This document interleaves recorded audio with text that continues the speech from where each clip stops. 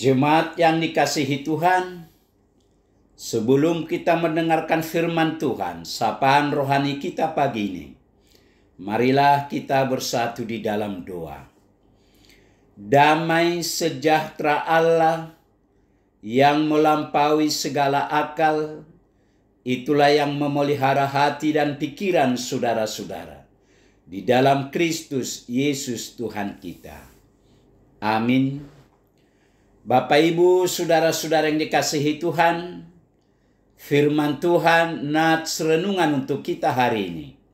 Senin tanggal 24 Juni 2024, sesuai dengan Almanak HKBP, tertulis dalam kitab Filipi, pasal yang kedua ayat 5. Filipi 2 ayat 5. Hendaklah kamu dalam hidupmu bersama menaruh pikiran dan perasaan yang terdapat juga dalam Kristus Yesus. Hendaklah kamu dalam hidupmu bersama menaruh pikiran dan perasaan yang terdapat juga dalam Kristus Yesus. Demikian firman Tuhan. Menaruh pikiran dan perasaan sama seperti Kristus. Saudara-saudara yang dikasihi Tuhan, menyamakan pikiran dan perasaan kita dengan Yesus adalah salah satu tujuan hidup kita. Kita harus berjuang untuk menjadi serupa dengan Yesus. Menjadi serupa dengan Yesus bukan berarti kita mau mengimbangi Yesus, sebab kita tidak akan sanggup mengimbanginya. Namun kita harus tetap berjuang, menaruh pikiran dan perasaan kita seperti yang terdapat dalam Kristus Yesus. Paulus mengingatkan jemaat Filipi bahwa orang Kristen harus memiliki tujuan yang jelas.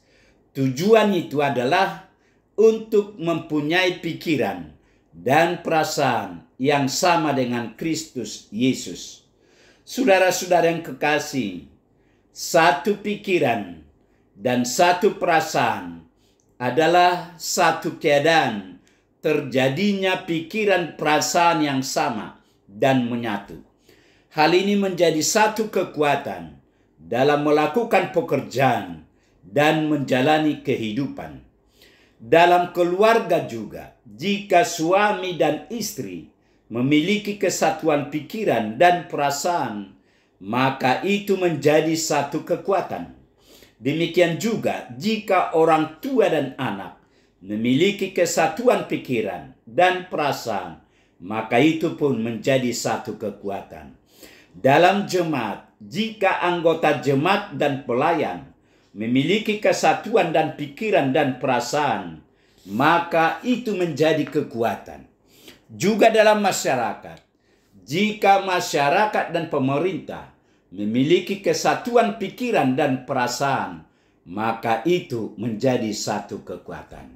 Saudara-saudara yang dikasihi Tuhan, seringkali dijumpai dalam realita hubungan antara dua pihak, seperti suami dan istri, orang tua dan anak, jemaat dan pelayan, masyarakat dan pemerintah, yang seharusnya memiliki kesatuan dalam pikiran dan perasaan, namun tidak demikian adanya.